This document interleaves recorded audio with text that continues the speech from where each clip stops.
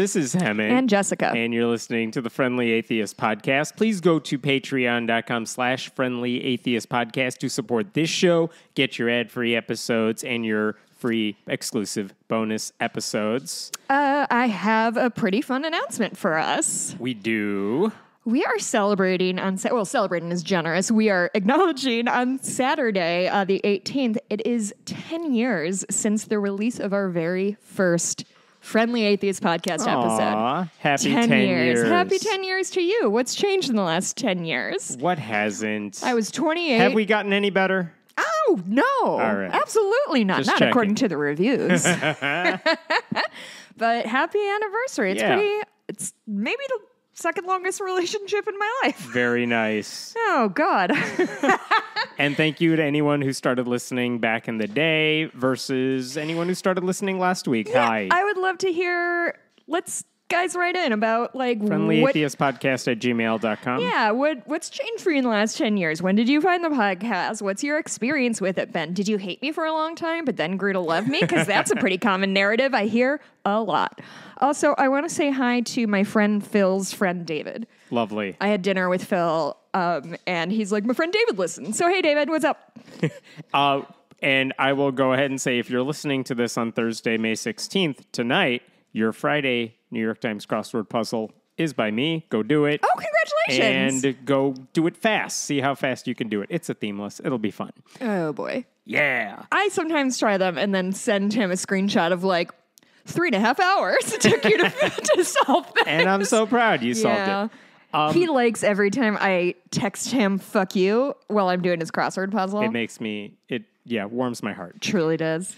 Let's start by talking about this story that seems to have taken over all of social media, and it involves the Kansas City Chiefs kicker, Harrison Butker. Oh, his name is Butker? Unfortunate as a child, but if you grow up to be a professional athlete, you can do it. I mean, Dick Butkus got pretty far with what he had. So it's fine. What do you know about Harrison Butker? I know he spoke at maybe a commencement of some kind and said that women are getting all kinds of notions about working and autonomy. That's pretty much, you nailed it. Yeah, so this guy is the kicker for the Chiefs. I mean, they win the Super Bowl many times. Oh, he's a kicker? He's a kicker. Did everybody hear the disdain in my voice? That he's a kicker? I give a shit what a kicker Patrick has Mahomes to say. is the guy you know on the team. Travis Kelce is the guy you've heard of if you don't Obviously, follow sports Travis ball. Kelce is the only one I've heard of on that team. But this guy's also on the team. He gave the commencement at Benedictine College, which is a Catholic school in Kansas. And if you know anything about him, and you don't. Probably don't, it's He's probably a kicker, so fuck him. It's probably football related and not anything else. That's why I think some people were shocked by this. But yeah, you nailed it. He said a lot of horrible things in this speech, and they were so long and drawn out. He doesn't have a soundbite necessarily. Oh, I see. So I don't have a million clips for you, but I will read through some of the stuff he said. Oh, I'm excited. Yeah, because And can you give me a little background? How old is this gentleman? he is, I'm guessing, 30-ish. Okay, so he's not like a 23-year-old kid. Maybe His brain 28. should be fully baked by now. I mean, should be. Well, I mean, CTE. Do kickers get CTE? Sure, they're on the squad. Do I they assume get assistant tackled? coaches get. Yeah, that's fair. Honestly, I've watched a lot of clips where people just get tackled standing on the sidelines. Fair. I don't think it's a safe sport for anybody involved, frankly. So I'll start reading through the first part that involves cultural values. He said, he was addressing the fact that a lot of these graduates, if this is their fourth year of college and they're graduating, their last commencement involved COVID shutdowns and stuff. Sure. So that was their formative years. He said, while COVID might have played a large role throughout your formative years, it is not unique. Bad policies and poor leadership have negatively impacted major life issues. Things like abortion, IVF, surrogacy, euthanasia, as well as a growing support for degenerate cultural values and media, all stem from the pervasiveness of disorder. Huh. Really zeroing in on the IVF thing, huh? Really went from COVID to let's talk about To in vitro abortion? fertilization and abortion. Yeah. I know we talk about this every other week, but they have to know this is a losing issue, right? Well, they are Catholic. That's fair. They don't care about anybody. And by the way, I mentioned there was one other thing he said about the same topics just a little bit later. He said I'm certain the reporters at the AP, the Associated Press, could not have imagined that their attempt to rebuke and embarrass places and people like those here at Benedictine. The What? AP has not gone after Also, the Benedictine. AP is like not a political thing. And then he says, I'm certain the reporters wouldn't be met with anger. They could not have imagined that their attempt at embarrassing us would not be met with anger, but instead with excitement and pride. Don't worry about it. Okay. But the next thing he says, not the deadly sin sort of pride that has an entire month dedicated to it, but like the Pride true Month? Oh, it's almost Pride God-centered Month. pride. Yeah. So Wow, so he goes after abortion, situation. IVF, surrogacy, Pride Month. Yeah, Pride Month is definitely the main problem in this country. Obviously. A lot of people are getting killed in their classrooms from Pride Months. And here's the thing, while his stances on all those positions, they are perfectly in line with the Vatican, but they are wildly out of step with practicing Catholics in the U.S. And just to give you some numbers here, 56% of Catholics who regularly attend Mass support abortion rights. 56%.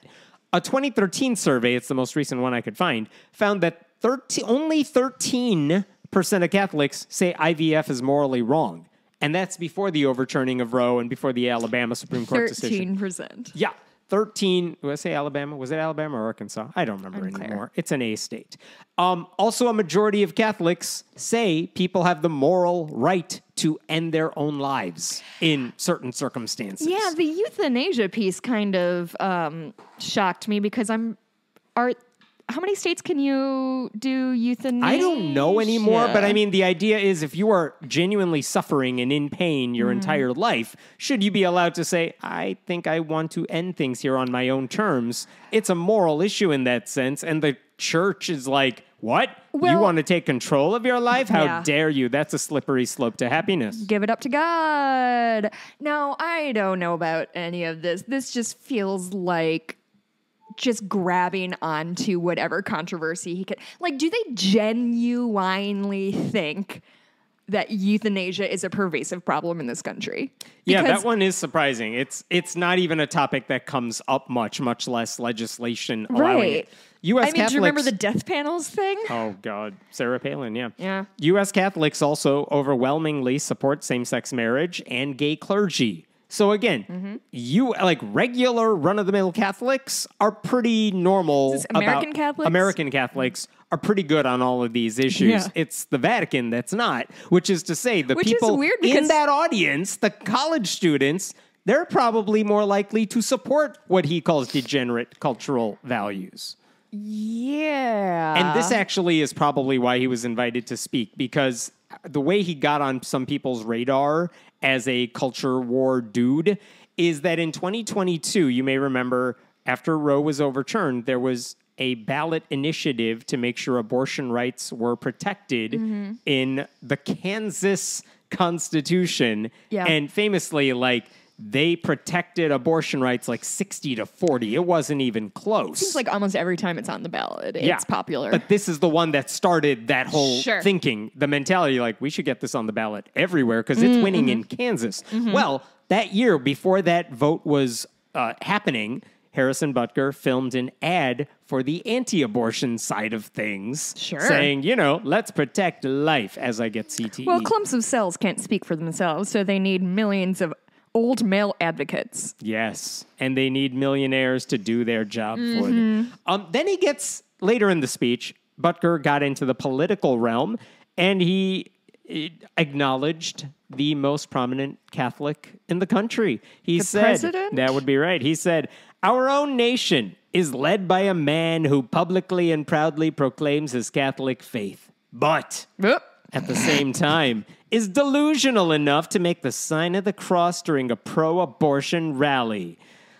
He has been so vocal in his support for the murder of innocent babies that I'm sure to many people it appears that you can be both Catholic and pro-choice. Wait, What is he talking about with Joe Biden? I mean, Joe Biden's doing the sign of the cross. I don't know about the sign of the cross at an abortion rally. I don't know what that's about, but Joe Biden is clearly supportive of abortion rights, no matter what he thinks personally. I feel like Joe Biden attended a pro-abortion rally that would have crossed our radar at some point. And that he made religious, that he did the sign of the cross. Like, what? They just make stuff up.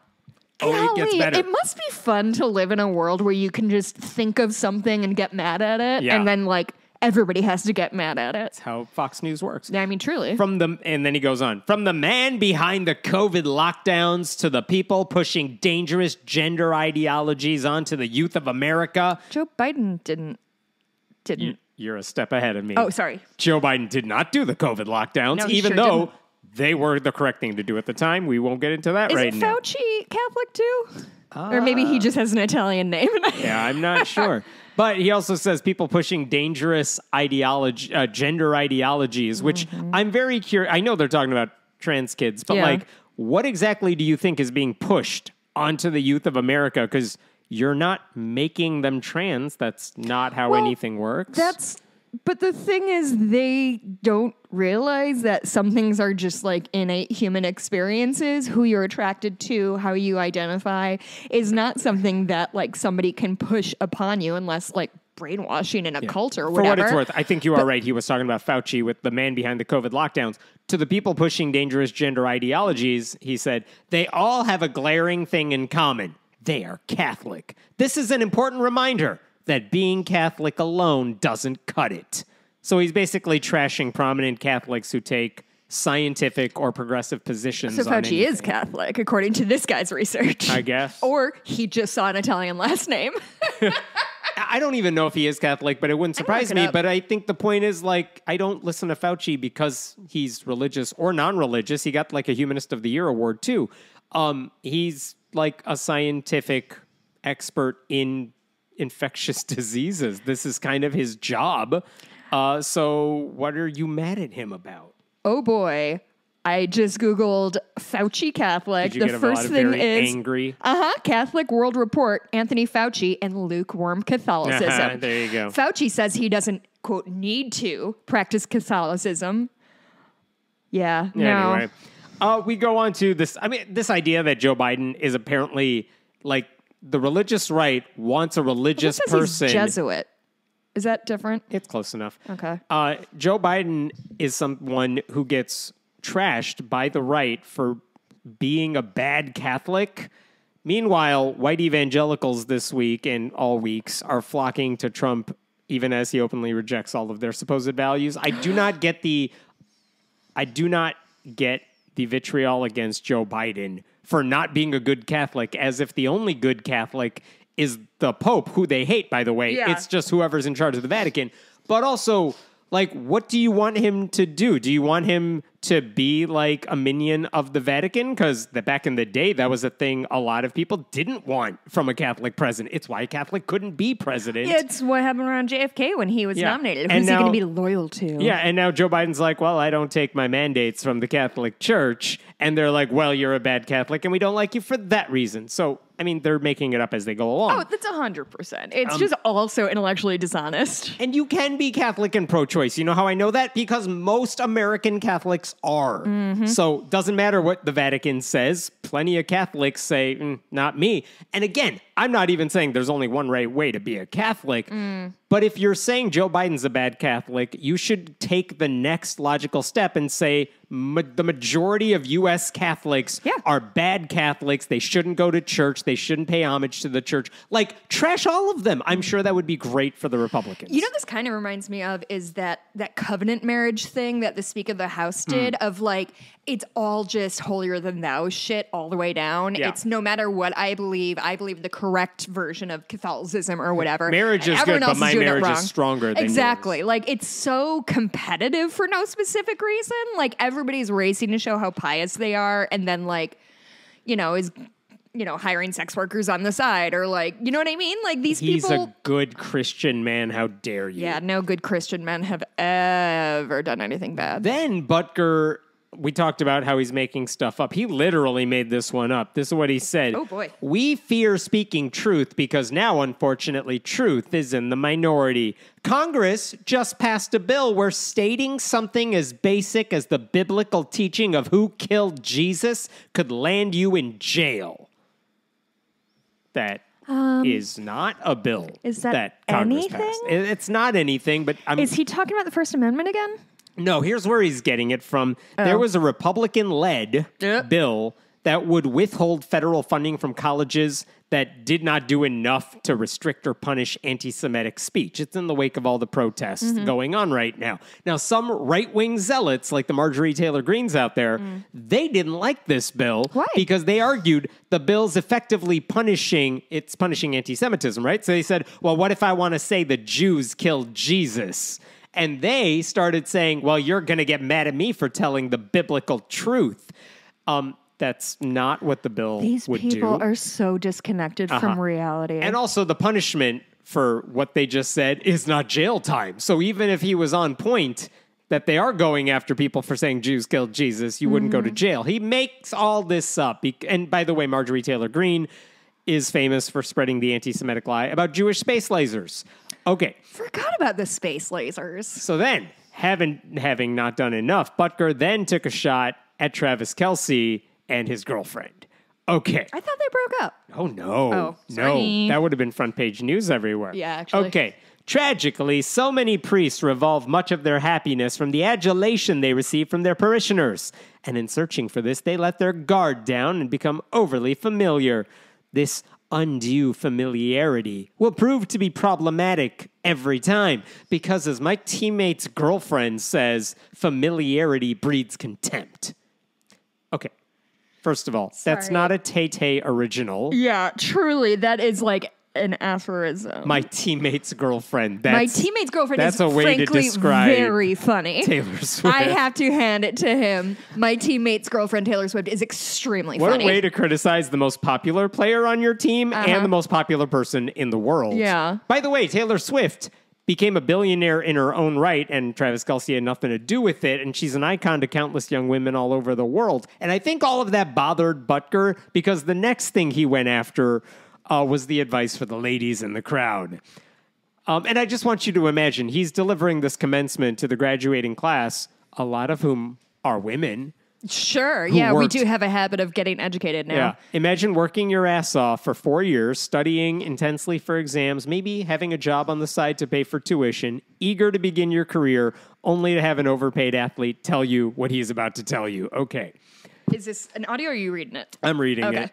For the ladies present today, congratulations on an amazing accomplishment. You should be proud of all you have achieved to this point in your young lives. I am. I want to speak directly to you briefly because I think it is you, the women, who have had the most diabolical lies told to you.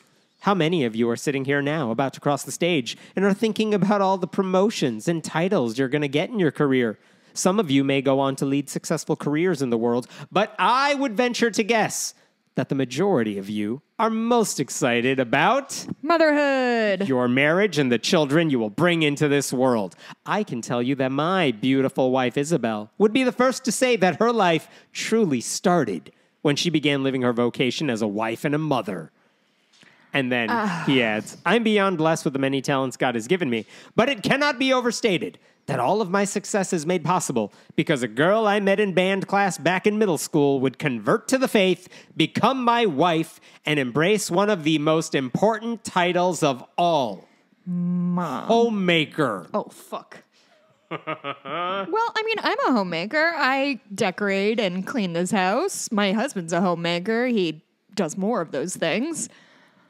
I don't think Is that what brings you the most meaning to your life? I mean, my gallery wall's coming along. Look, I found my old horseback riding ribbon. I came in like fucking 6th place in my only show. So that's hanging up. Mikey put that up for me. So horse ribbon, then homemaking. Then 6th grade, 6th place in a 1996 horse show. Nice. 1, that makes me happy. 2, wow, that's it. That's it.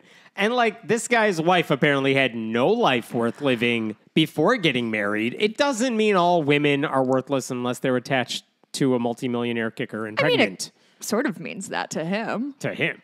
It is also really arrogant to tell women that they should be more like a stay-at-home wife when they have the luxury of his multi-million-dollar paycheck. I mean, that is always the thing that's like that really pisses me off when people are like, "Oh, don't you want to blah, blah, blah." It's like, well, what I really want is to be able to afford to live in my home and eat food every day. Yeah. And that thing and believe it or not, more places require 2 incomes. Yeah. Yep.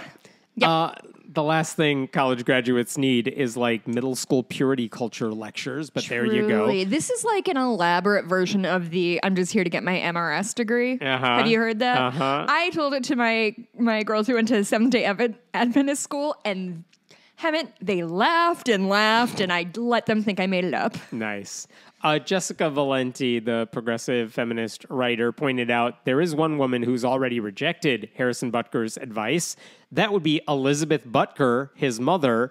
No. Jessica wrote, Elizabeth Butker is a medical physicist in the oncology department at Emory University's medical school. I don't know what kind of mommy issues Butker is working through, but it would have been nice if he did so with his therapist rather than from behind a podium. She's literally a medical a physicist. Cancer doctor.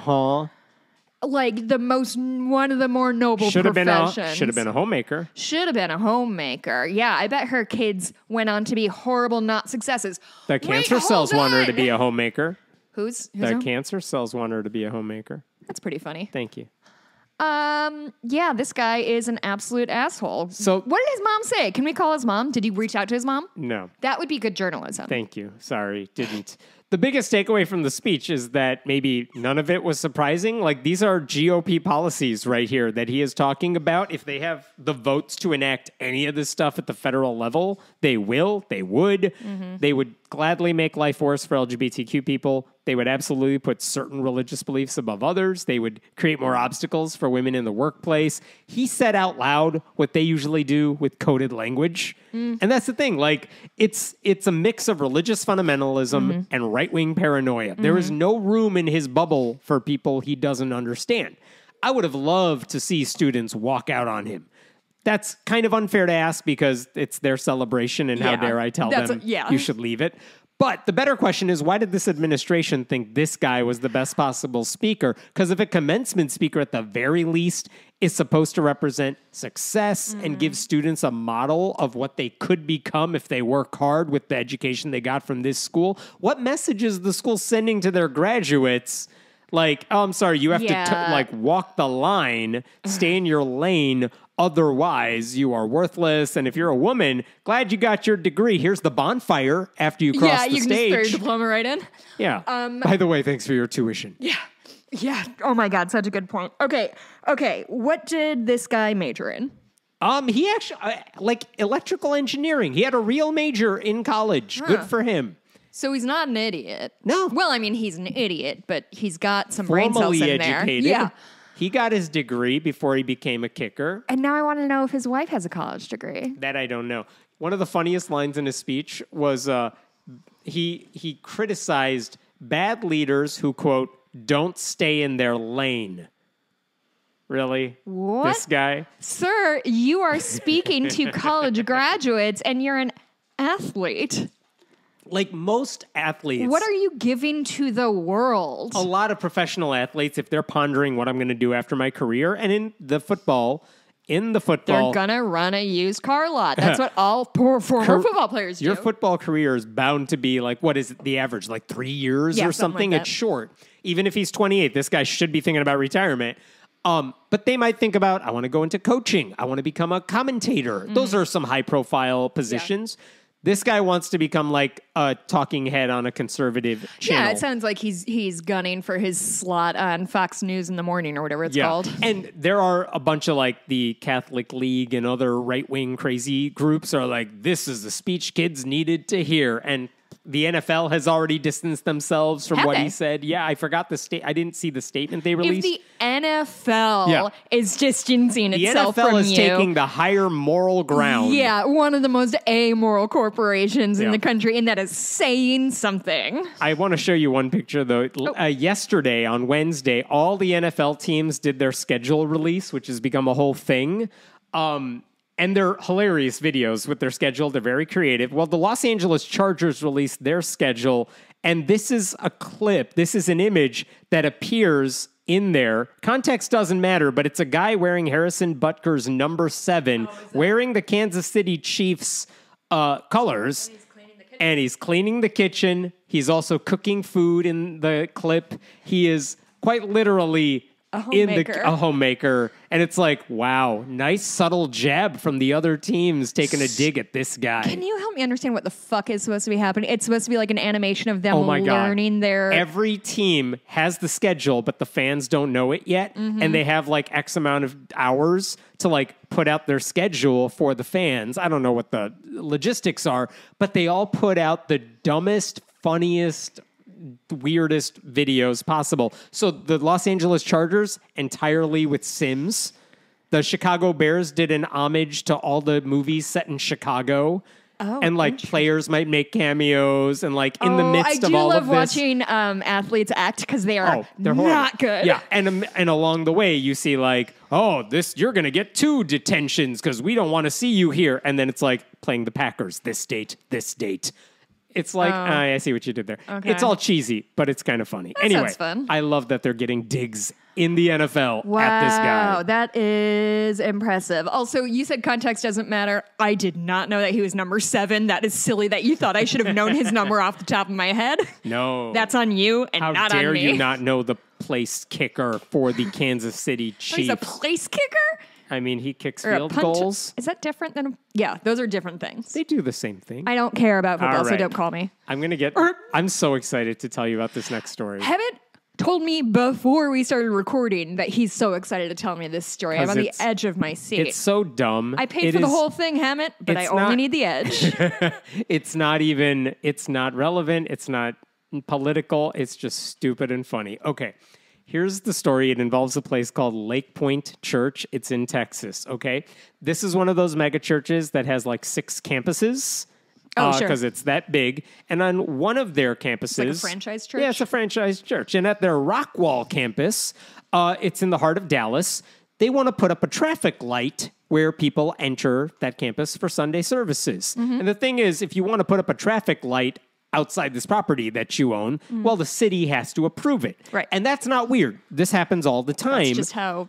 That is how cities work. Yeah. But since it's clearly for the benefit of the church and like not the city, the church tells the city, we're going to pay for the traffic light. We just need your like, green light to get this thing. And the city says, well, that's fine. You just got to jump through the hoops that everyone has to jump through if you need a traffic light that isn't already there. What sort of things do they have to jump through? It's, well, you need like an engineering firm to do a survey on how many cars are actually driving here. Yeah. Like, why can't we just live with a stop sign? Yeah. Why do we need a traffic light?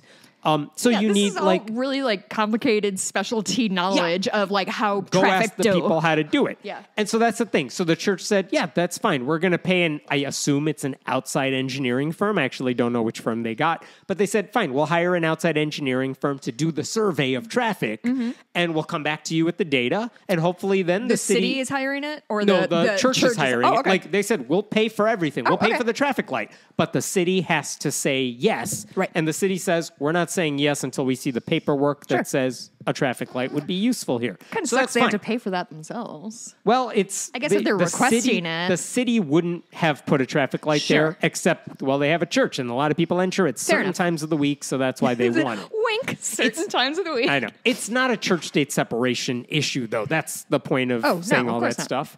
And the church is paying for it. So there's also a selfish reason that this church wants that stoplight. And the reason, I think, they didn't say this, but I'm saying it. The reason is right now when they have services, let's say on a Sunday morning, they have to pay police officers to direct traffic because it gets crowded. By the way, that happens at a lot of churches around the country. That was all volunteer work. It's not volunteer work, especially if it involves a busy intersection. Oh, interesting. You have to pay the police to basically, hey, we have a big event going on. Sure. Can you handle security? And the police say, yeah, we contract out for that. Sure. Here's the paperwork. And this is what a lot of churches do. Also, not a church-state separation issue. I imagine like concert venues and stuff like that. Right. Things that have like heavy traffic at one point. Yes. Have to deal with this a So lot. right now, at every service, they need to pay officers to direct traffic. Well, guess what? If you had a stoplight, you wouldn't need to hire those officers. So, like, that's what's in it for them. Sure. Like, it's going to save us money in the long term. Sounds like a good investment. But it's fine. Yeah, again, I have no issue with any of this right now. So, everything is by the book up until this point. But this is a Christian megachurch. Oh, boy. They want a traffic light. You think they want it yesterday. You think they're going to rely on like what an engineering firm has to say about the traffic flow? No, of course not. Because what does a megachurch do better than like everyone else? Make up bullshit. Make up bullshit to deceive people. It's what they do. So this is a story from Bob Smetana of Religion News Service because he got screenshots and then I got screenshots later. He was first though. But basically, the church sent out an email to all of their small group worship leaders and basically said, hey, leaders, go have your members sign up using this like sign up genius form. Sure. Have everyone pick an hour where they're going to go drive around the church many times over. And we're going to take hourly shifts to make sure there's a shit ton of traffic every day during the week that the engineering firm is taking data. This is a sitcom plot. Uh-huh. This is an episode of Parks and Recreation that got left on the cutting room floor. They literally asked church leaders to tell their church members to commit fraud? To commit to an hour of driving in circles in order to pad the numbers, which would allow them to convince city officials there are so many cars in this area that a traffic light is essential. So they're and here's what the email said. Oh, good. Okay, I'll read this to you because I have a copy. Dear Life Group Leader, all caps, please make this announcement to your life groups this weekend.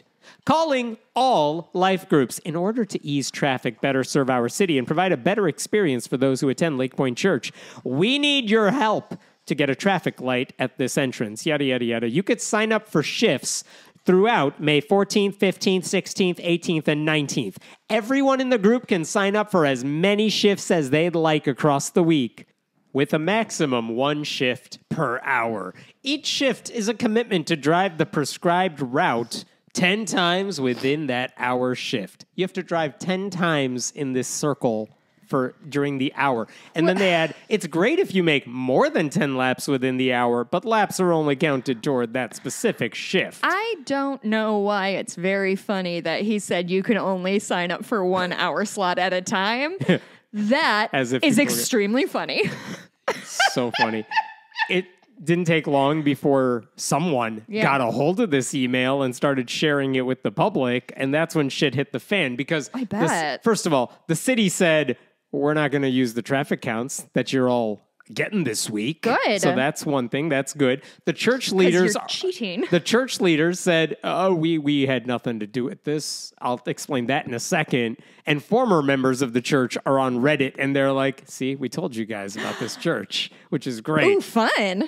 And here's the thing. Here's what Tim Smith, the senior executive pastor, said to Religion News Service. That decision to send out this email was made without knowledge by senior executive leadership at Lake Point, and the sign-up list was immediately taken down as we were made aware of what occurred. We immediately apologized to our city leaders who made the decision to postpone the traffic count. Okay. We are in the process of reaching out to all the leaders who received the sign-up and are apologizing to them as well. Church leaders also said the sign-up was an unfortunate decision made by a staff member. I was wondering who they were going to hang out to dry. I know, and they don't give us a name. They just say staffer.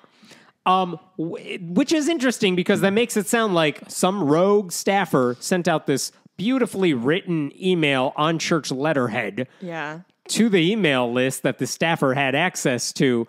And not only did no one say, oh, this sounds like a bad idea. Right. 2 pastors in like senior leadership, like they have emails with the church's URL in it. 2 people signed up for shifts. I know this because I have the screenshots that show they signed up for shifts. Wow. So like, don't act like lying. it was one dude. Like the pastor of the Rockwell campus was one of the dudes who signed up to take a slot. Thou shalt shalt not bear false witness. Sorry, that's not a real commandment, so it doesn't count. I'm trying to think if there's another commandment about manipulating data, but I don't think there is.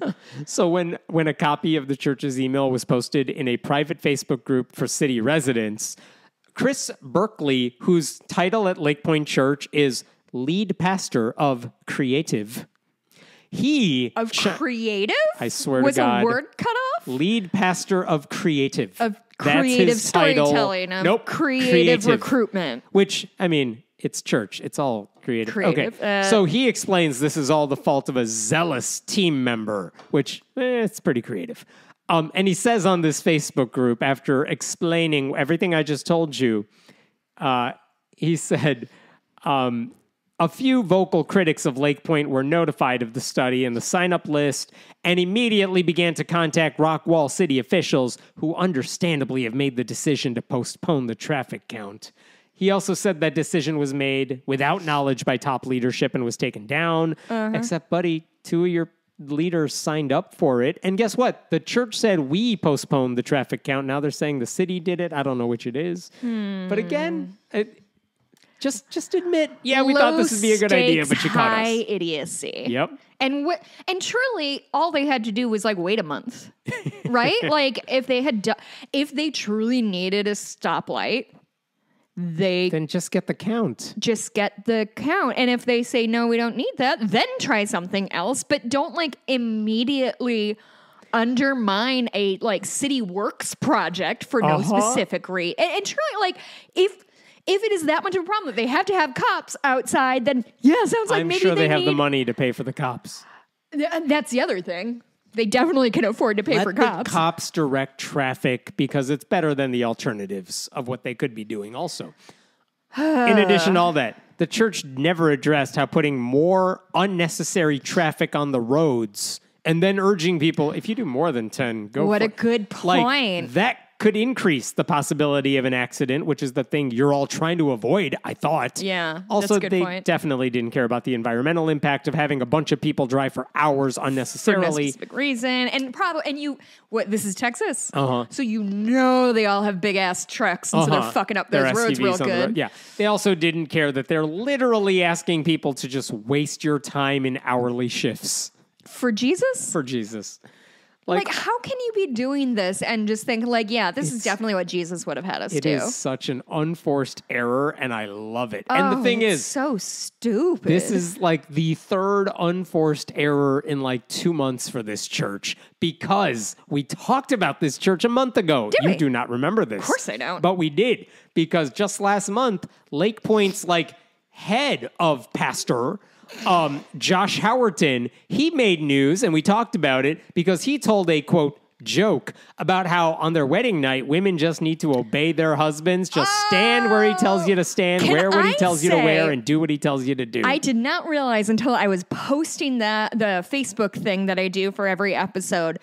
I assumed this man was like a boomer in his 70s. He is the guy who told that joke. Yeah. He's like 25. Something like that. It's like he's a youngish man. But he's been married for like 10 minutes. Therefore, he's an expert. Yeah. So his joke was bad enough. That was an unforced error. But then I don't think we talked about this. He issued an apology the following week. And he was like, listen, I mean, he did one of those, if you're offended, okay, that type of apology. It was very quickly discovered he plagiarized the apology word for word from another pastor. And then he had to apologize for that. But his apology was, you guys, you're all saying I copied from that pastor. Guess what? He copied from me. No, he said, that's my buddy, and he gave me permission to use his apology word for word. Because guess what? That other pastor had to apologize because he made a breastfeeding joke that no one found funny. And so, I don't know, these pastors are just like, oh, let me look in my files for what do you say when you say something stupid. And Here, take my folder. Opportunities. Oh my God, this whole church is built on doing the dumbest shit when you don't need to do it. And they think people like them should be running the whole country. Like, being honest is going to work against their best interests, so they lie in the name of Jesus. Like, it's kind of unconscionable, isn't it? It's so funny. It's a church.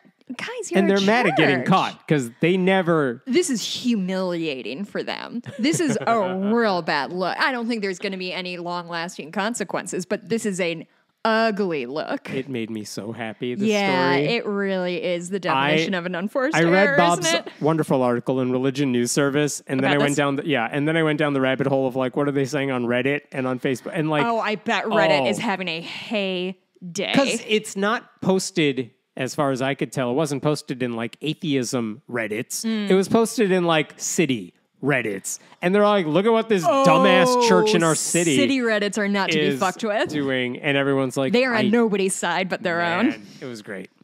All right, a much more serious story coming up I here don't now. want to do that. Can you skip it? Today is Thursday, May 16th, and do you know what is happening in the U.S. Capitol today? Today? Today, Oh, I don't know. a statue is going up Oh, boy. of Billy Graham, the late boy. Reverend Billy Graham.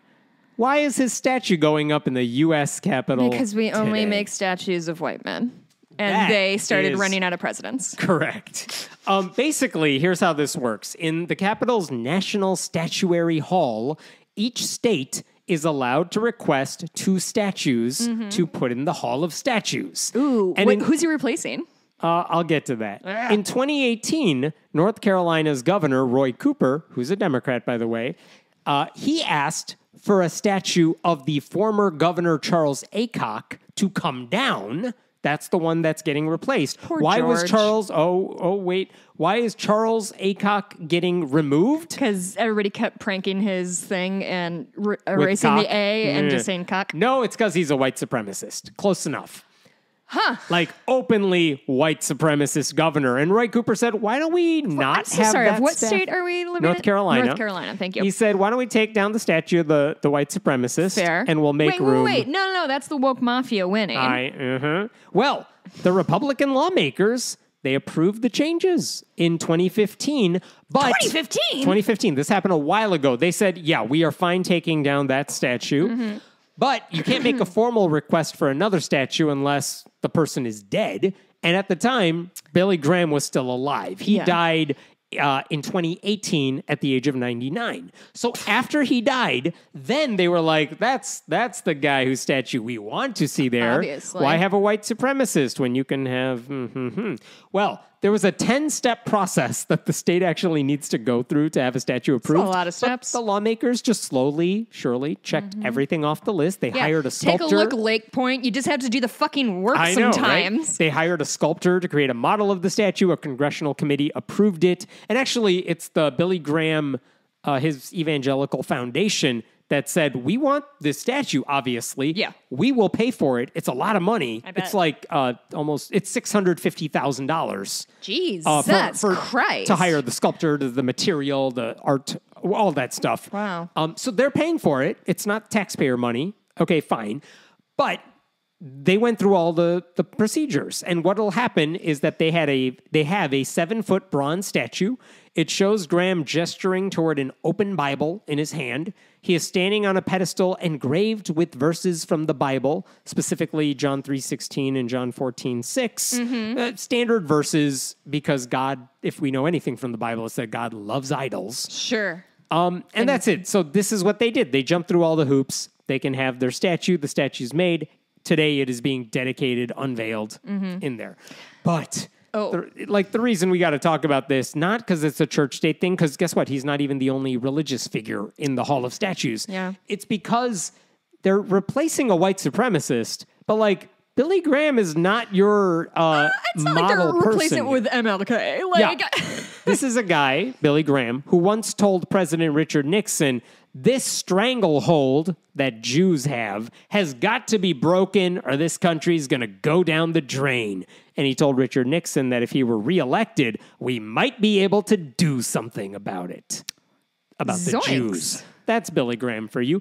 Obviously, he's a guy who thinks people who disagree with him will burn in hell for eternity. He is someone who said AIDS was God's punishment for homosexuality. that was Hurricane Katrina. He's also someone who urged people in North Carolina to vote against marriage equality in 2012 Sure. during the latter years Hate of his to be on the life. right side of history, even once. When Martin Luther King Jr. wrote a letter from Birmingham City Jail, he responded, Billy Graham did, by saying civil rights leaders need to, quote, put the brakes on a little bit.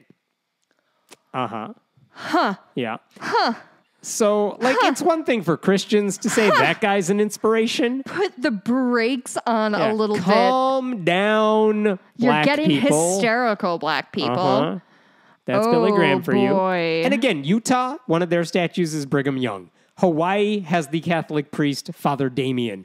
But it seems appropriate that this statue will now be placed next to another former North Carolina governor whose name is Zebulon Baird Vance, who is a slave owner who served in the Confederate Army and also promoted white supremacy. That's the other statue that they're keeping there, which means a guy who stood for bigotry and oppression is now going to have a statue next to a literal slave owner. That's pretty fun. I'm just looking at what Illinois has, and I feel like we can do better than James Shields. Do not know. No, I have never heard of him. He served in the U.S. House of Representatives in 1836, Illinois Supreme Court, 1845. Who cares about this guy? Let's get a Jessica statue up there. Sure. I'm born and bred Illinoisian. Start the GoFundMe. You know, honestly, do they have any like double statues? Because maybe I think you have more star power than me. But you're not a Chicago or an Illinois native, are you? Yes, I am. Oh, I thought you were born in like Kentucky or something like that. No, I'm Didn't you born live there here. for a minute? You lived outside the state of Illinois for a minute. I did live in Tennessee in middle school. Born here, though. Okay, then I think we both qualify. Statue. That can be our 10-year anniversary present. 10 years is the stone gift, isn't it? I could not think of the word marble. God damn it, that would have been funnier.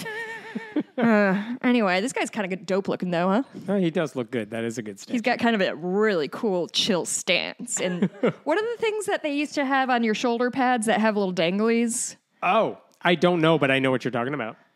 I wonder what those were for.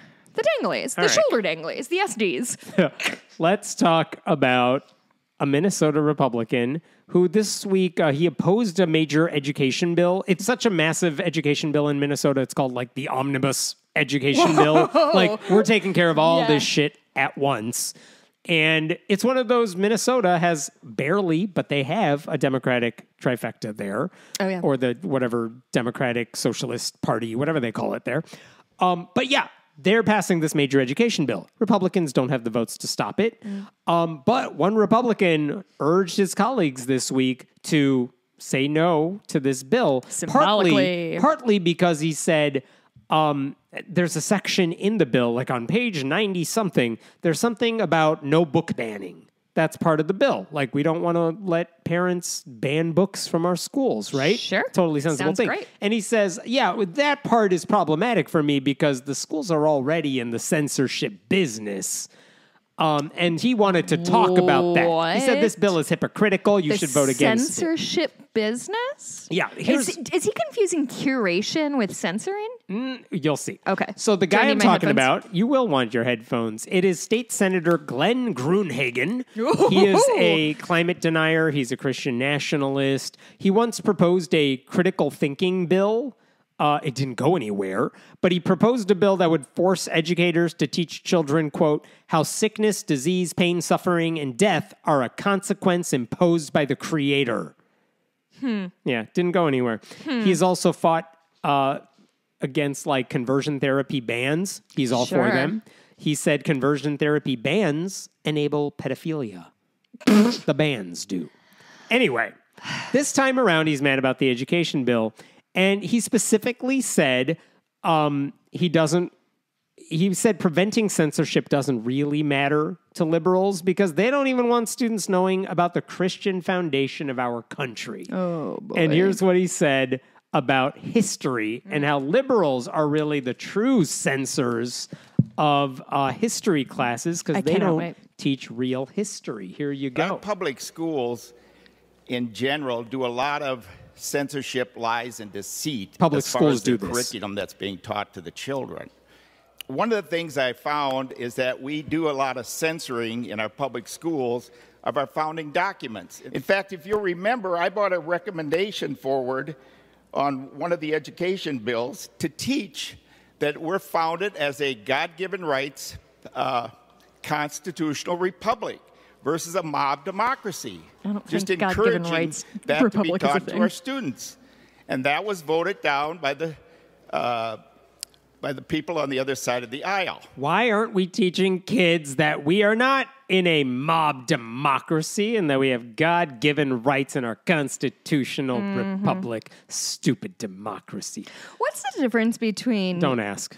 It's another podcast to tell you, but it's supposed to, like, it's not majority rule. We have representatives. Like, that's what they're getting at. But to try to argue, see, we're not really in a democracy, it's a right-wing talking point to suggest that, see, votes, we can do voter suppression. We're not really opponents of democracy. Yeah. But the point is, our rights don't come from God. Does he specifically... So he says the word censoring of public documents. Yeah, he said our public schools do a lot of censorship, lies, and deceit. We don't teach kids. Is he speaking to something specific, this censorship of public documents? Because if so, I think we should look into it. Yeah, let's see these documents that you're referring to. I mean, by and large... Is it David Barton's book that was pulled off the shelves? Yeah, he is a very strong follower and supporter of David Barton. And so he's mad that whatever David Barton lies about isn't being taught to kids because it's not true. Once again, I know Is that thunder? That Jesus is thunder. Christ, that was It was loud. a very loud it's still thunderstorm. happening. Yes. Oh, it's okay, Daddy. I lost my train of That's okay. thought. David Barton's a liar was your train of thought. If anybody hasn't started listening, I know I bring it up every week, but I think they just wrapped up the Telling Jefferson Lies podcast with Warren Throckmorton, one of the greatest names in podcasting.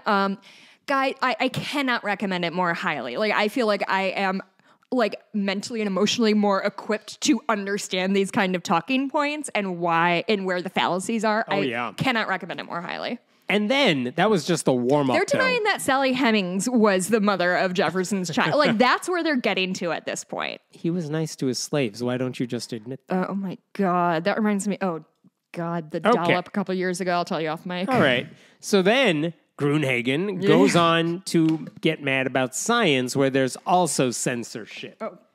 Here he is talking about science class. Another area is in science. I find a lot of censorship, lies, and deceit. You know, there's lots of scientific evidence that points to a creator or God. And I'll just give you two.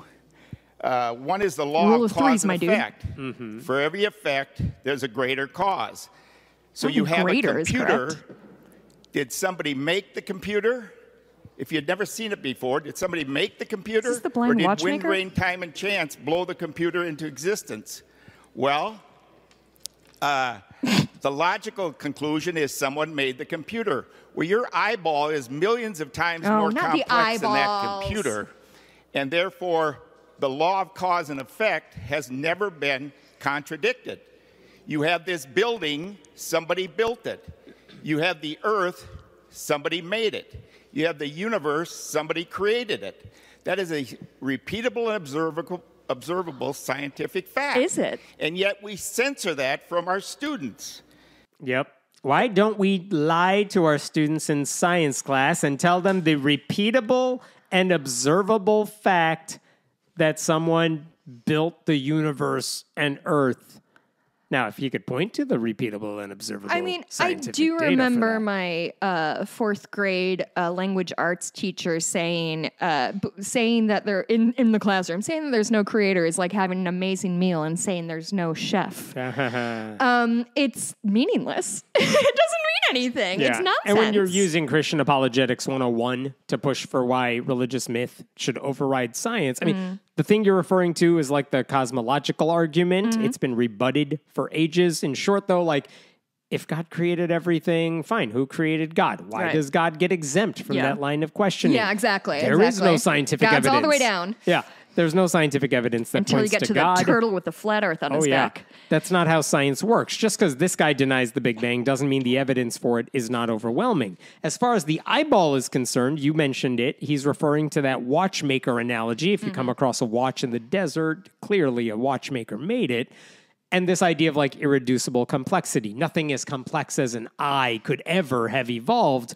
But like, of course we can. And they started with like pieces of, your skin that seemed a little more sensitive to light. Yes. And That's how the shit works. The eyeball is complicated. And why It is a product of evolution. We could trace the foundation of how our eyes evolved. There are books written about how the eyeball evolved. For all the shit we give to Richard Dawkins, his book about the blind watchmaker is a fantastic explanation of that. His Greatest Show on Earth is an outstanding book about evolution. And to counter what a He's lot a of Christian transphobic idiot, though. contrary to what a lot of Christian apologists say, like, quote, half an eye is still enormously beneficial to people. Sure is. But he goes on to say, And you can see creatures that live underwater or in caves, they start to de-evolve away from eyes because they're a big squishy thing in the middle of your face, and that is dangerous. And if you don't need it, you're good. It's just observable. And not in the way he says if this observable. guy knew how to read a second book, we would all be better off. Like, in 1859, Darwin published On the Origin of Species. In 1925, we had the Scopes monkey trial. And yet today, some Christians still haven't figured out the basics of evolution or why their myths don't qualify as science. I should watch Inherit the Wind again. That's a good really one. good movie. And Gene Kelly is in it. Really? One of my favorite human beings. There you go.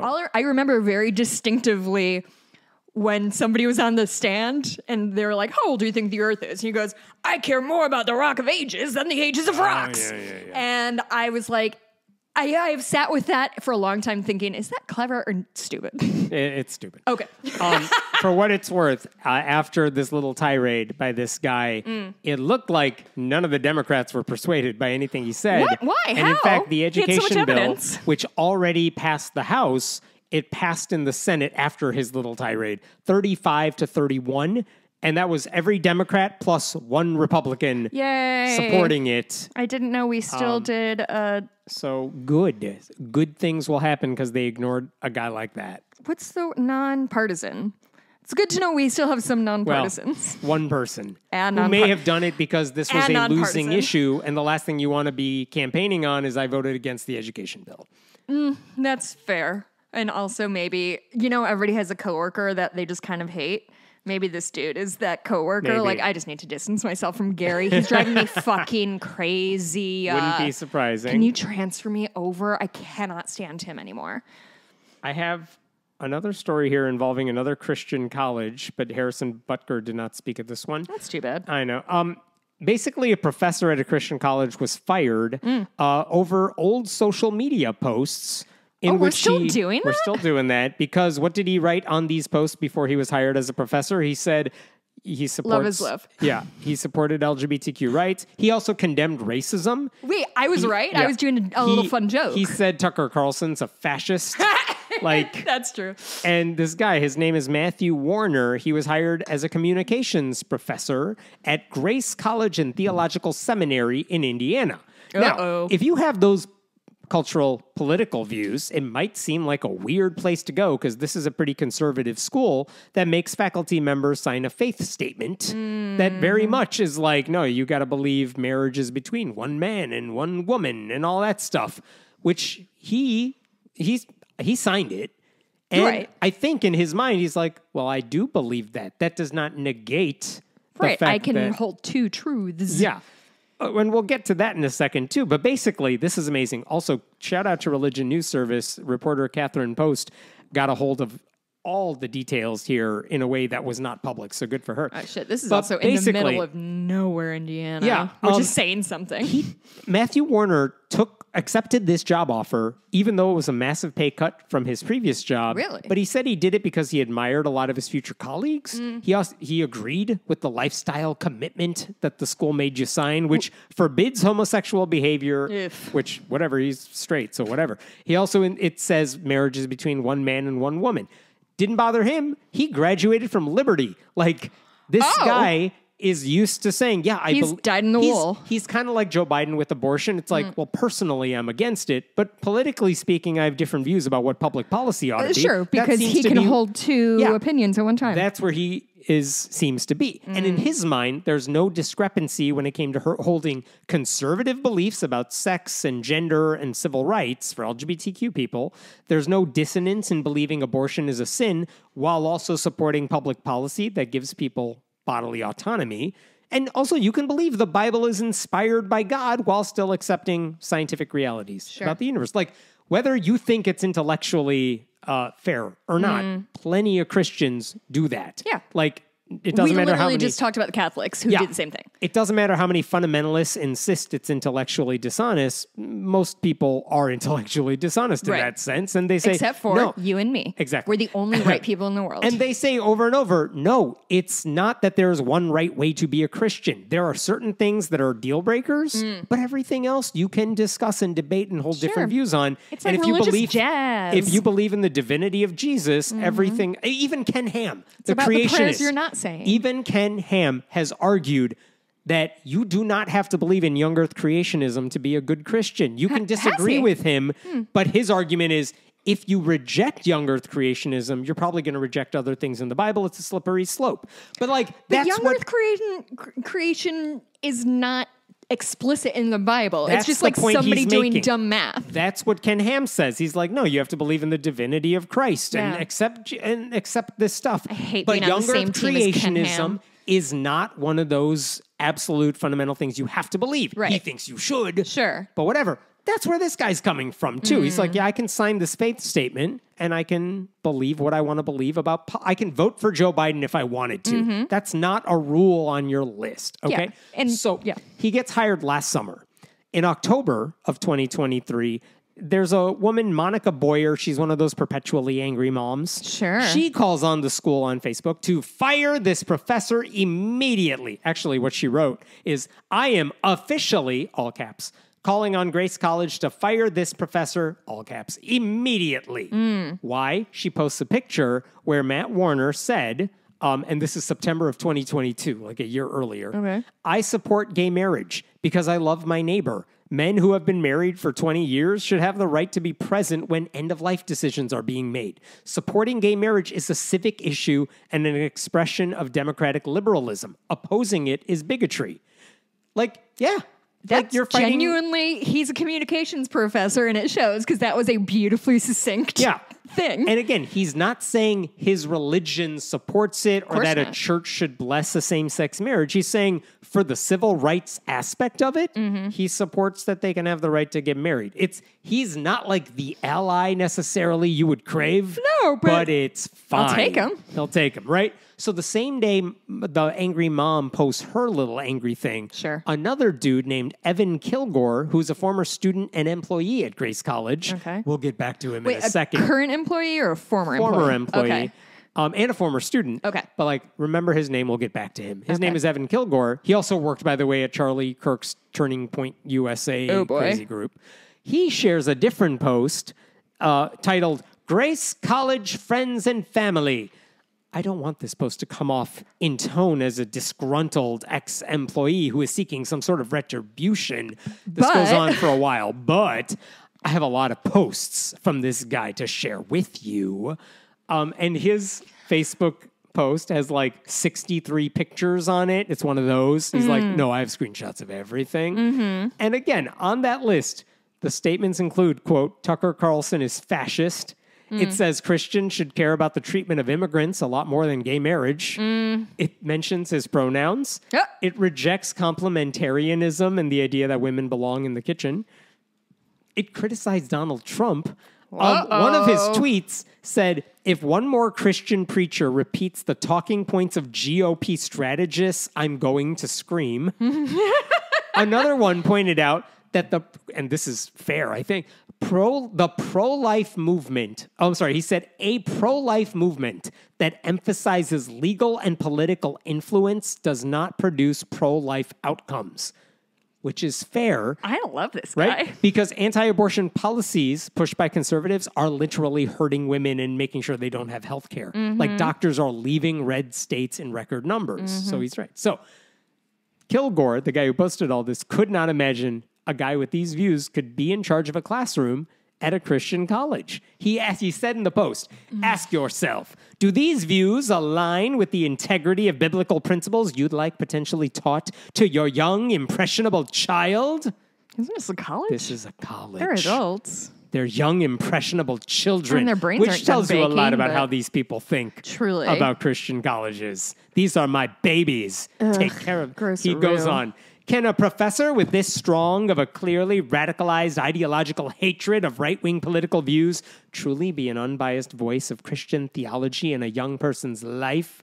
Later on, is this the type of rhetoric you'd like to see spoken by those teaching young Christians fresh out of their parents' nest and digesting new worldviews?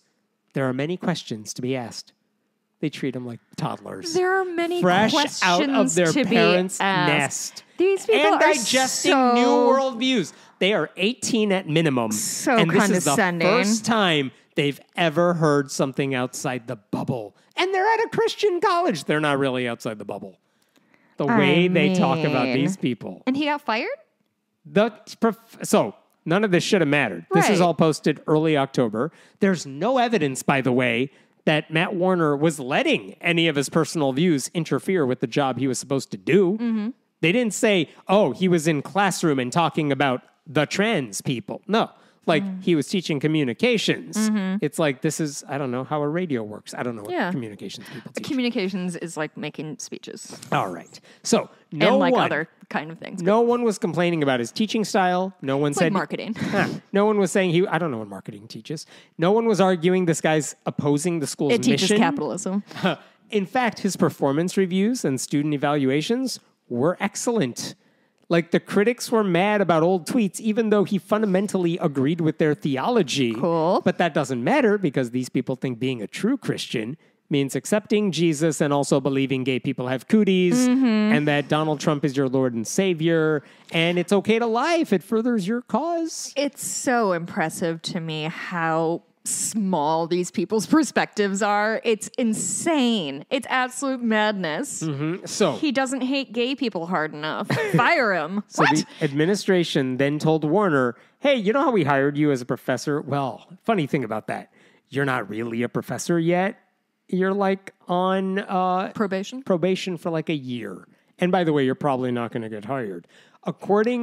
He said to Religion News Service, the professor did, initial conversations with supervisors were not reassuring. Grace College president Drew Flam and Norm Bakit, the chief human resources officer, told Warner he wasn't yet a faculty member because the board had not ratified him. Now the board was considering voting against Warner's ratification, a move that would end his employment. Warner said, I was treated from the beginning as a threat or liability, and nobody at any time had a conversation with me about what I believe or what I'm willing to do to support the college. After 4 months on the job, Warner was informed by the president, Drew Flam, that the board had, quote, come to the conclusion that we don't think it works out to move forward, according to a recording Like in the middle of a obtained by semester? RNS. Yeah. Yep. He This tried to guy's put such a threat. He tried to put up a fight. Within weeks of those social media posts, the school said you can voluntarily resign or go through like a re-education camp to restore trust. Excuse me? Those are my words, not theirs. They found better branding. But they actually never offered those re-education camps. They just said you can voluntarily resign if you want to. By December, they voted to get rid of him, and they said, we'll pay you $60,000 to never speak about this again. Signed your NDA. Wow. And he said, No, I'm not thank signing that, which is why Religion News Service can now tell his story, which is backed up by recordings of meetings he had with the administration. He also tried to file a formal grievance saying the school violated its own policies, but guess who is in charge of deciding whether the grievance moves forward? Oh my God, the president. The school's president, Drew Flam, who dismissed the grievance His charge. name is literally Flam. Yeah. So, like, Tell again, me there's another guy who works there named Flam. Please. I hope.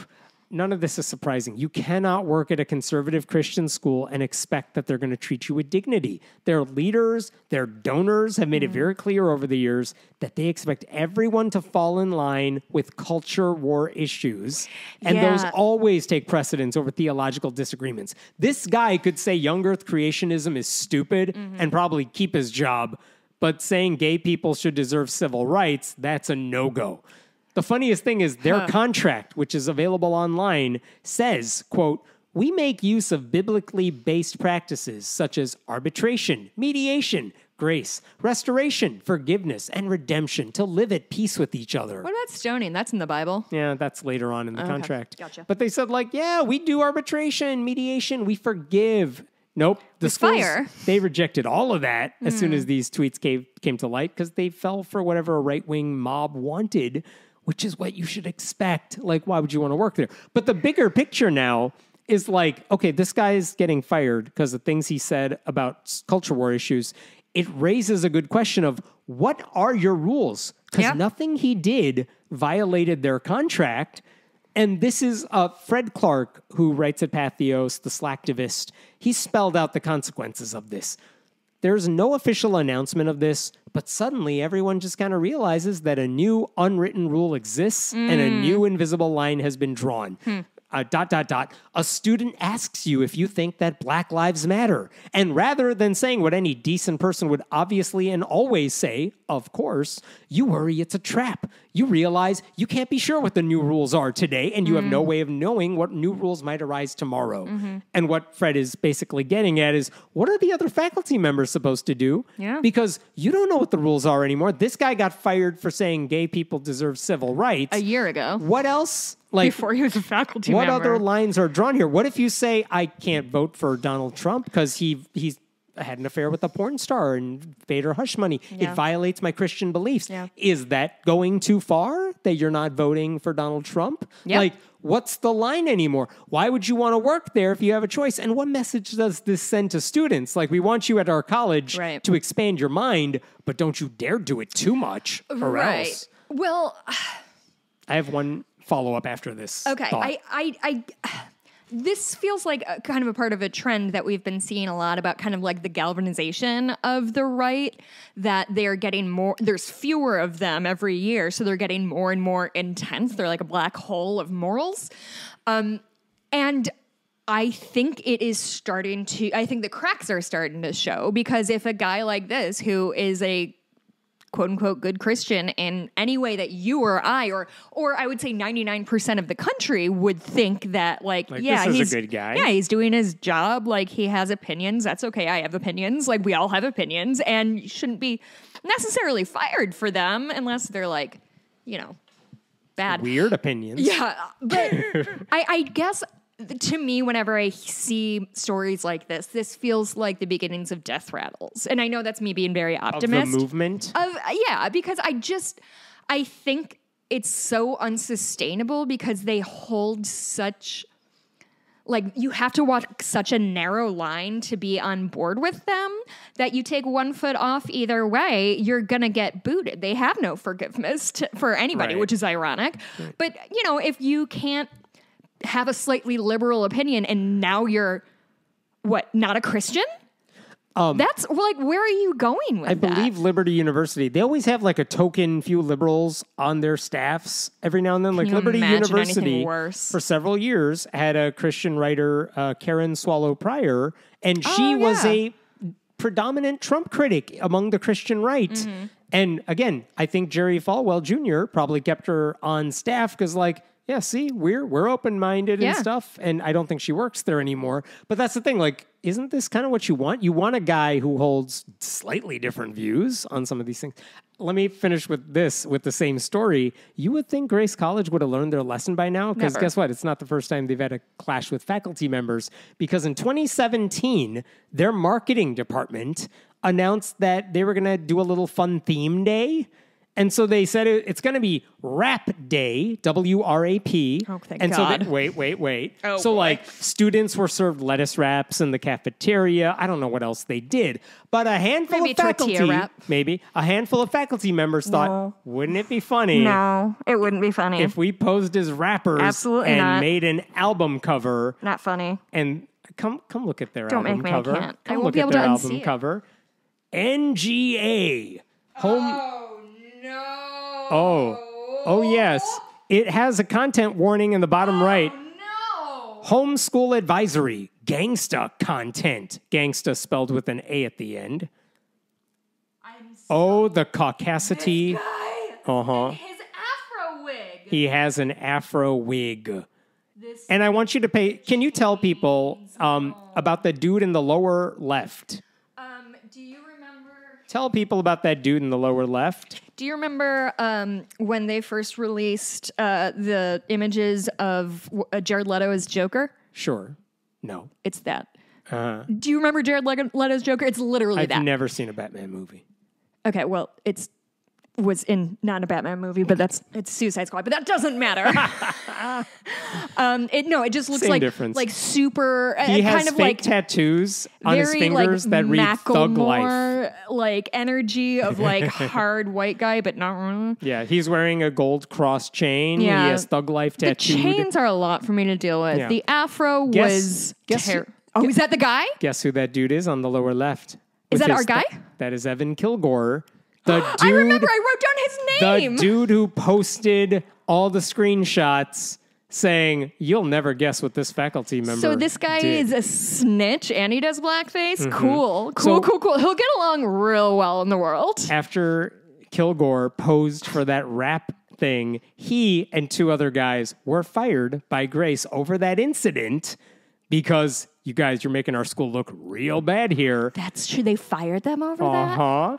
Wow. And ever since he did what all disgraced people do, he shifted over to right-wing punditry. Of course, because he's being censored. Uh-huh. By the way, historian John Fia, who sometimes I like him, sometimes he says weird things, but he pointed out that Evan Kilgore's bio on the Talking Points USA website, because he used to work for them, says he, quote, began sharing his views on Twitter in 2017 after getting canceled from his marketing job by the woke outrage mob. Is that the Grace College? That would be Grace College. You know, the woke outrage mob at Grace College. This Kilgore, guy is the fucking pit. he now collaborates with and supports white Tucker supremacist Carlson. Nick Fuentes. Oh, So that's no good. Grace College took their cues from that guy, the rap guy, And I just want to and be clear. fired their a professor. fucking snitch. and a snitch. A snitch. This guy fucking sucks on every possible level. Yep. That guy. Lever. Like, Snitches get stitches. You know what I think mean? about what this does. It makes a diploma from this school even less useful for students who will be embarrassed to tell people where they studied. I mean, who's going to go to this college? The people that live in a bubble. I mean, that's what's going to happen, but you're not breaking out of it. I mean, I will say the racism of like small town Indiana, like I've not spent a ton of time in the South, so I assume it's like a different flavor of racism.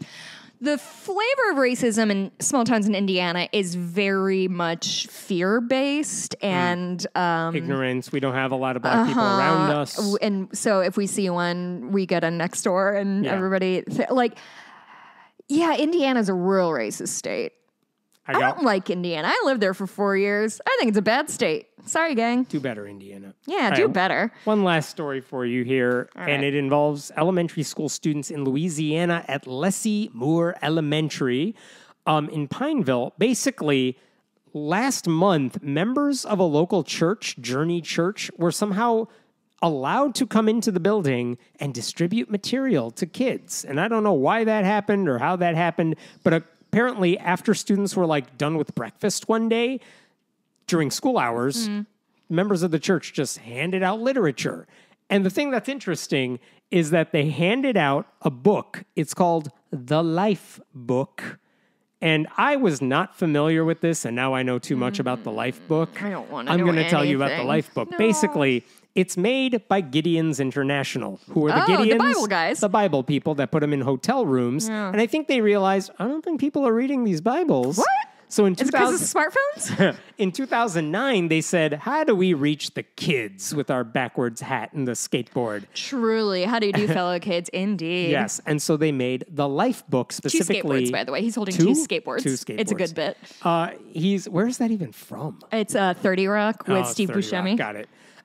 So the Gideons published the Life Book in 2009, and basically it doesn't give you straight Bible verses. It gives you hip, cool summaries of Bible stories, or at least whatever adults think is hip and cool, along with advice on how to deal with youth issues.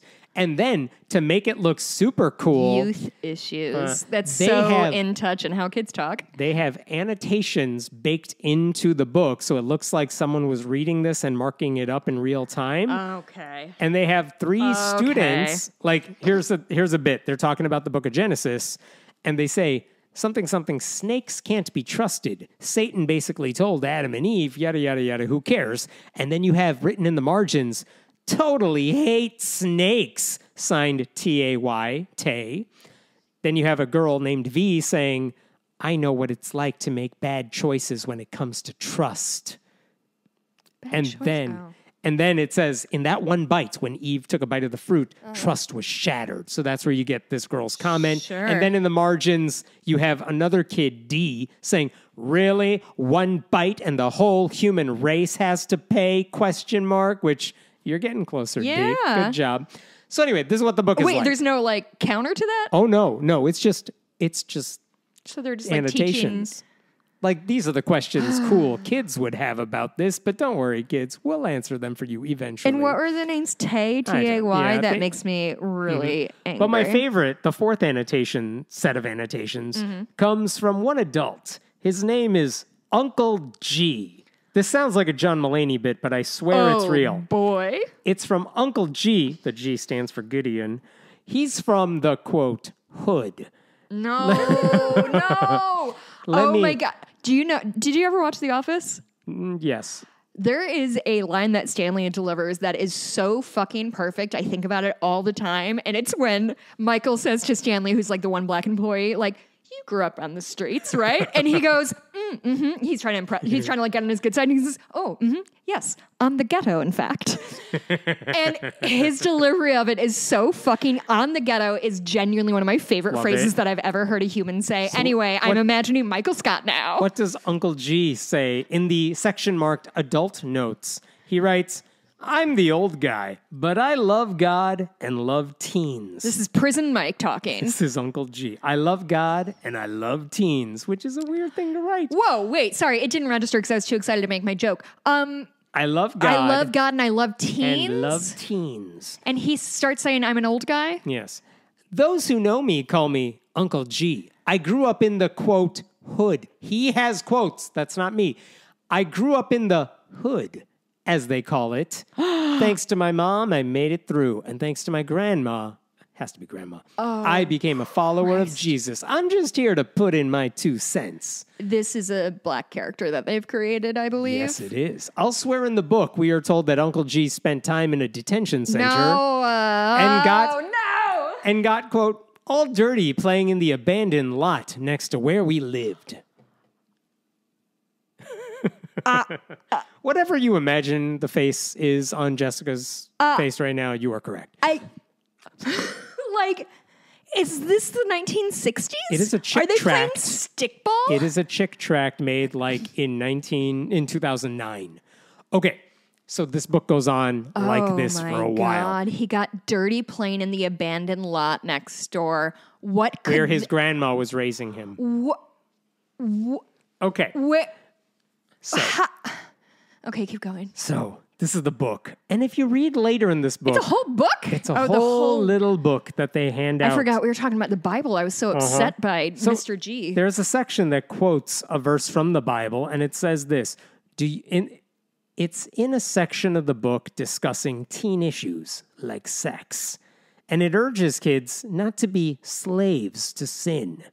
And here's what it says. They literally have have to be this. so careful with using the word slaves. Yes, you're going where I'm going. Oh, no. The Bible verse is from Romans. Do you not know that if you present yourselves to anyone as obedient slaves, you are slaves of the one whom you obey, either of sin, which leads to death, or of obedience, which leads to righteousness? Then you get an annotation from our friend thinking Tay. that obedience is like the most important tenet in a human. They're saying, like, is this feudal England? Are you a slave to sin or are you a slave to obedience? Because we want you gotta be a slave. to be slaves to obedience. You have no way out of this track. So here's congratulations, you're a good. They don't even use it like something better for like positive slave and negative slave. Not even like. So then Tay chimes in Euphemism, that's a fucking word I was trying to think of. perfect cursive, which is a thing all the teens know. Here's what Tay writes. I need to look at this. So many of my friends think they are ready for sex. But what do we really know? Are we ready for babies, for STDs, and for broken hearts? Well, I have a really I don't good... think sex is required for that. It looks like... Wait for it. Okay, sorry. I have a really good friend who thought she and her boyfriend were ready for sex. So they went ahead and had it. She thought it was love. She thought it was love, but found out pretty fast that it wasn't. She gave up her heart to a guy who didn't really care and dumped her a few weeks later.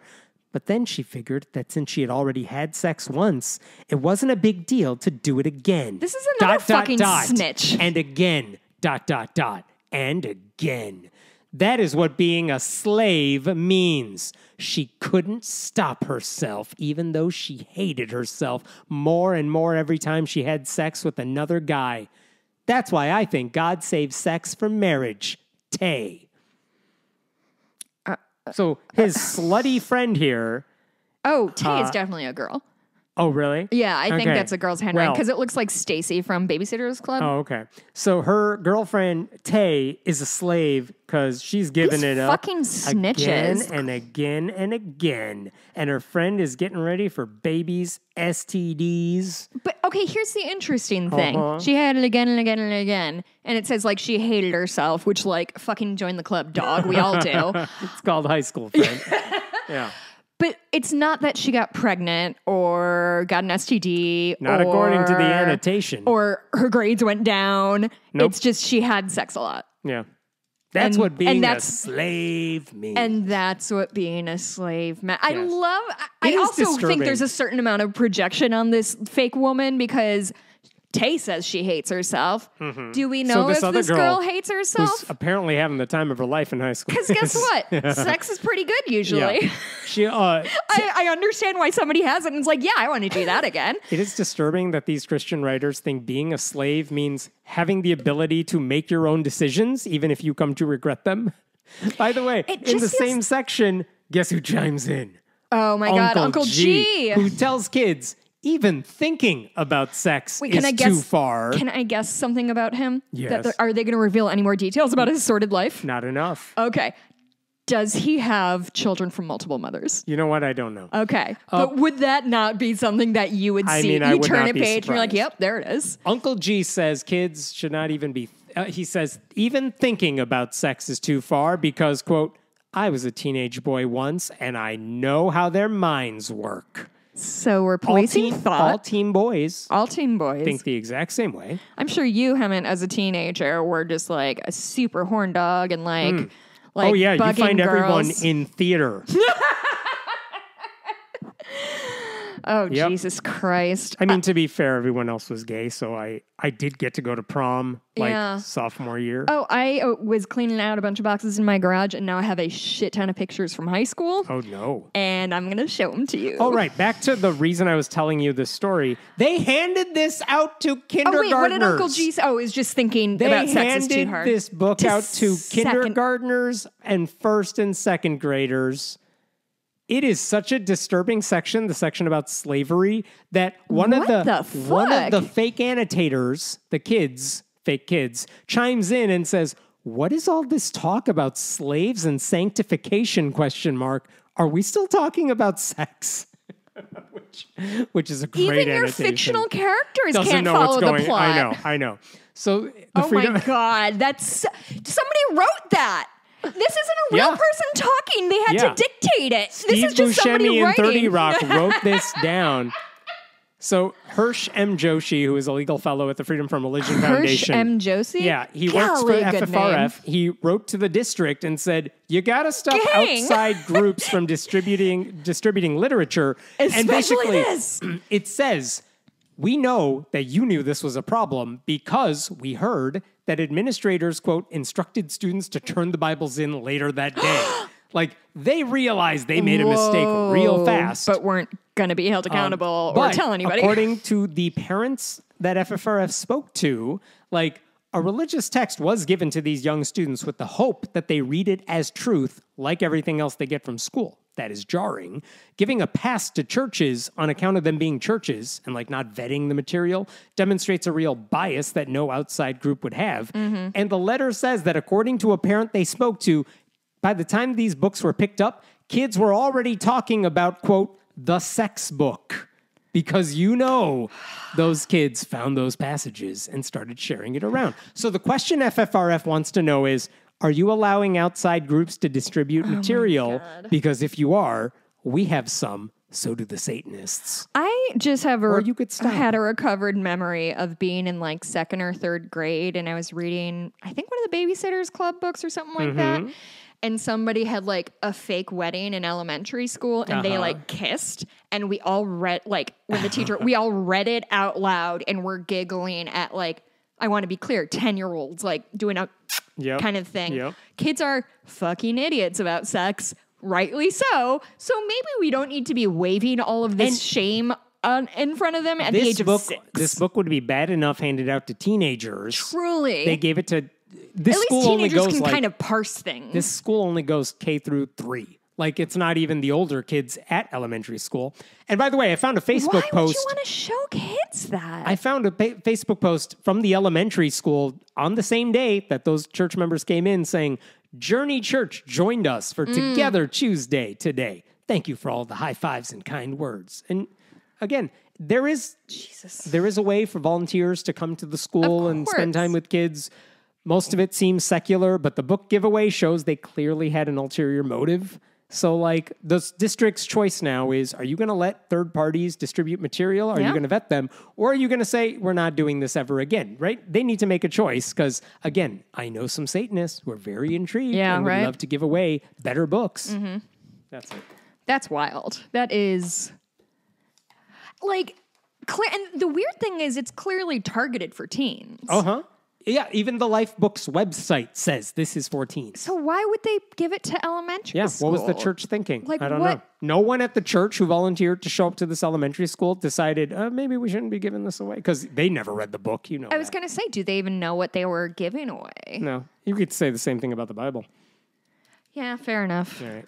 You could find us at patreon.com/friendly atheist podcast. You can leave a review on the iTunes. You can go join the Facebook group or the Discord group. You can leave a review like C. Alan Kelly did. Missing host, but otherwise G... I really wish they would let me see the hood titles. That would be really nice.